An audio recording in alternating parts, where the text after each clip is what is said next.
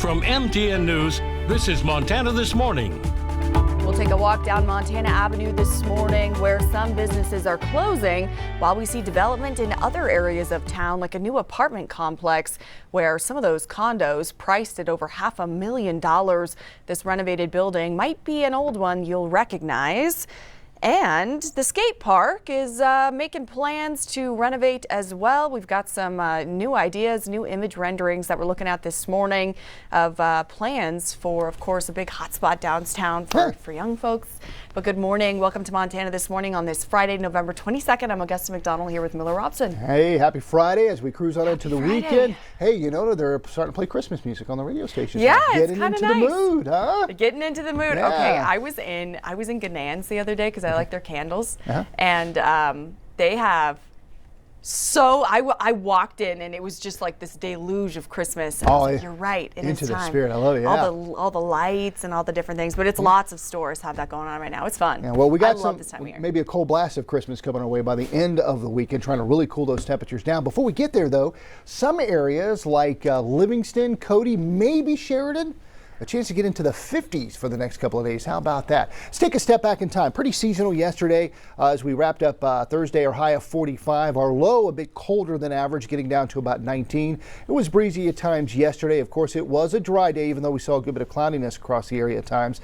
So we're still very dry for the month and for the year. And of course, the snow totals, we don't want to talk about that. But we do have a chance where we can have some snow, maybe some accumulating snow, decent snow coming in as we get into Saturday night into Sunday. And we'll talk about that with forecast coming up. Right now, we're sitting at 30, feels like 20, winds out of the northeast at about 14 miles an hour. We've got some cloud cover out there this morning with temperatures in the 20s, 30s, and even some 40s to start. A complete look at your forecast. What's all about that cool down coming? That cool down. We'll tell you about it, when it's going to hit, and who may have the best chance of seeing some snow. All righty, Miller, thanks so much for tracking all of that. And if you were in the mood for a great burger and a beer to go with it, Uber Brew had some of the best. But it was just weeks ago the brewery stunned its customers, announcing it's going to close its longtime downtown business. And now another business is on track to also close. So we're going to start with Isabel Spartz, who has more on what led to these changes. After only moving to this location just under 3 years ago, Craft Local, a space for events and live music, is closing the curtain and their doors due to rising costs and low attendance, something other businesses in the area say have been a struggle for some time. It's a sign of the times. Just not the same amount of people coming out. Event space Craft Local is the latest business on Montana Avenue closing its doors. The final day will be on December 14th. Between COVID, it kind of changed the bar scene, the drinking scene, and the economy. It's tough to go out. Brad Welbus only took over the business this year as a passion project. He knew it was an uphill battle, but the closure is still devastating to see for both him and the community. Everybody's bummed, and I can tell you nobody is more bummed than me. It breaks my heart. This is a dream job. They're not the only ones. Just down the street, Uber Brew, which has been a Montana Avenue restaurant staple for over a decade, announced its closure at the end of October with this Facebook post, saying, "We've decided to close the Uber Brew tap room," and they've moved the operations to the By All Means location on the west end. We don't have as much walking traffic as we've had down on Montana Avenue in years past. Craft Local neighbors Jen and Jason Marble of Marble Table know when one business is affected,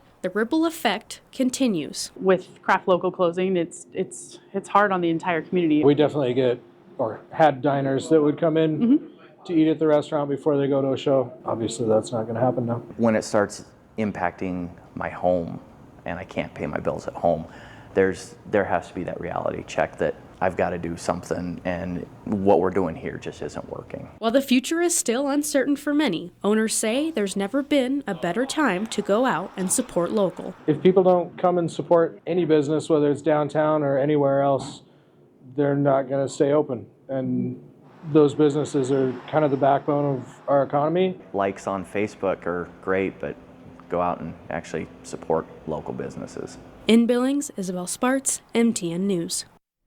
Isabel, thanks so much. Down Montana Avenue, to the end of it to be exact, you'll find the old Pierce packing plant. In the early 1900s, the warehouse was once the region's largest independent meatpacking plant. It ultimately shut down in 1984, but as our Haley Monaco found out, it's found new life 40 years later. This is a condominium unit that's a total of about 3,300 plus square feet. These high-end luxury condos once looked like this. We've been at this about 25 years, and when we bought this place, it was the old Pierce packing plant. It was abandoned. But to the president of the Caros Center Condos, Marty Connell, this space was a diamond in the rough. To me, it was a jewel in the middle of the city of Billings. It certainly looks like a jewel, but is also priced like one. These 1 to 2 bedroom condos start at $535,000 and go up to about $890,000. So, many may be wondering, what is Marty's sales pitch for this location of Billings? Maybe I'm at 83 a little callous, but my attitude is if you say, okay, I want to come down here, then the first thing I'm going to say to you, do you want to live in an industrial district? You can't have a viable industrial area without housing. Then the next thing I say, do you want to live in an old packing plant? There are 3 condos finished, 2 more are close, and even more are in the works. But if buying isn't in the cards for you, just down the road on First Avenue, the Old Town Flats apartments may be the move. You know, it's just a total unique building in a total unique environment. We haven't built any new downtown housing ever. 36 units for rent, spaces offering answers to a need. To my knowledge, most everything is almost claimed, meaning occupied, whether it's a rental unit or a purchasable unit, and most everything almost also has a wait list. So we do need to add more to the inventory. As with most new builds, prices are generally above the average monthly rent, starting at $1,300 a month and ranging up to $2,700, but they're targeting a certain group. I think this appeals to a lot of young professionals, especially from the hospital or who work in the downtown area. These new, unique offerings are the key in the heart of the Magic City. The bottom line of it is we're not going to get development down here if we don't get people to live. In Billings, Haley Monaco, MTN News. Haley, thanks so much. The Billings Skate Park, also in this part of town, is looking to transform into a safer and better hotspot. Here's those renderings we were just talking about as the skate park looks to add more than 60 parking spots, new overhead lighting, a security fence, and 2 new cameras. As of right now, it's unclear how much these improvements will cost and when the work will be done, but exciting to see lots of new ideas there for the skate park. And a story we brought you earlier this week. One man is behind bars on an attempted deliberate homicide charge after leading law enforcement on a wild chase, eventually hitting and running over a motorcycle rider. According to court documents, this all began Tuesday afternoon when Patrick Lee Schroeder fled from Billings police after an attempted DUI stop. 2 Montana Highway Patrol troopers eventually spotted Schroeder driving a gray Honda CR-V near mile marker 8 on Blue Creek Road. Here's some details about what happened. MHP then attempted a stop, but Schroeder quickly turned and accelerated northbound with speeds reaching upwards of 90 miles an hour. After speeding through a residential area and even a field, Schroeder eventually swerved, hit a motorcycle rider who was traveling west on Briarwood Boulevard, and the chase eventually ended when Schroeder stopped his vehicle in a gravel pit area and tried to run away on foot. The motorcycle rider did sustain serious injuries to his head and hand. Schroeder pleaded not guilty on all charges. His bail's been set at $300,000. And in political news this morning, a shakeup to President-elect Donald Trump's transition. Yesterday, Trump announced former Florida AG Pam Bondi as his new choice for U.S. Attorney General, replacing Matt Gaetz after he dropped out. Some Republican senators had acknowledged that confirming Gaetz, a former Florida congressman, would have been challenging amid a House Ethics Panel investigation. Meanwhile, Trump's pick to head the Defense Department, Pete Hegseth, pushed back on sexual assault allegations made against him in 2017 while he was on Capitol Hill yesterday. CBS's Jared Hill has more from New York.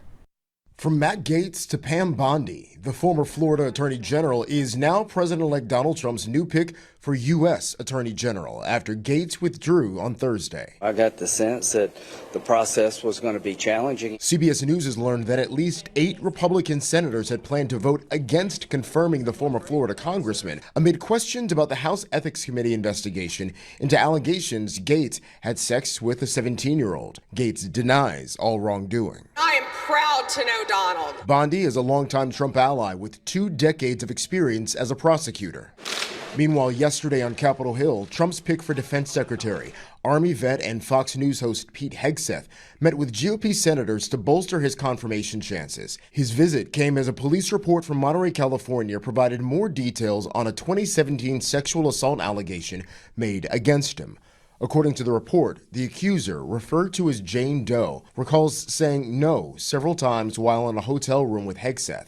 She alleges he prevented her from leaving. The matter was fully investigated, and I was completely cleared. Hegseth's attorney says no charges were filed until CBS News police found the allegations to be false. I don't think there's any way in the world you're going to say that this was a sexual assault. Yeah, it's a pretty concerning accusation. The allegation, though, setting up another potential split among Senate Republicans. Jared Hill, CBS News. President-elect Trump is expected to name all of his cabinet-level picks by Thanksgiving Day. That's early next week. Some major roles that have yet to be announced include Treasury and Labor Secretary. We'll continue to update you as we learn more about that. And it is open enrollment season for health insurance through the healthcare.gov marketplace. People have until January 15th to apply or reapply for coverage, or you'll have to wait until May or until November of next year to apply again. This is a big deal for about 130,000 Montanans who lost Medicaid coverage this year. Last year, 30% of Montanans got a plan for $10 a month through the marketplace. A first-of-its-kind class kicked off this week in Billings at the Yellowstone Academy. Its main goal is to curb the state's high number of missing and murdered Indigenous people, many of which are youth. MTN's Diane Parker takes us inside an emotional classroom where nearly every student knew someone who's either missing or murdered.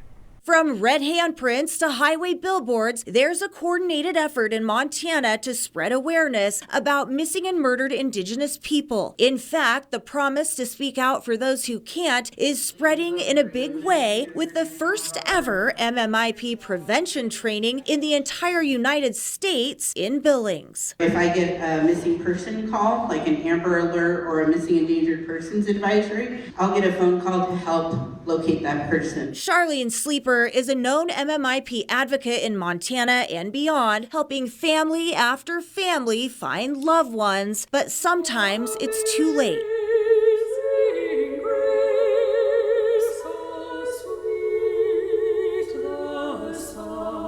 The runaway situation, they could be abducted and assaulted and unfortunately murdered. A brand new study on missing youth commissioned by the State Tribal Relations Committee shows while abduction, human trafficking, even murder does happen, it's only 1% of the state's MMIP cases. Most often, Montana's MMIPs are runaway youth, often dying of hypothermia with alcohol involved. When people are exposed to those temperatures, especially if they're under the influence of any kind of drugs or alcohol, they're more likely to succumb to hypothermia, which is one of the main ways that people unfortunately are found deceased when they go missing on reservations here in Montana. Sleeper's training highlights Henny Scott and Selena Not Afraid, both runaways. Both put themselves in situations with underage, unsupervised alcohol consumption. Why we wear the color red.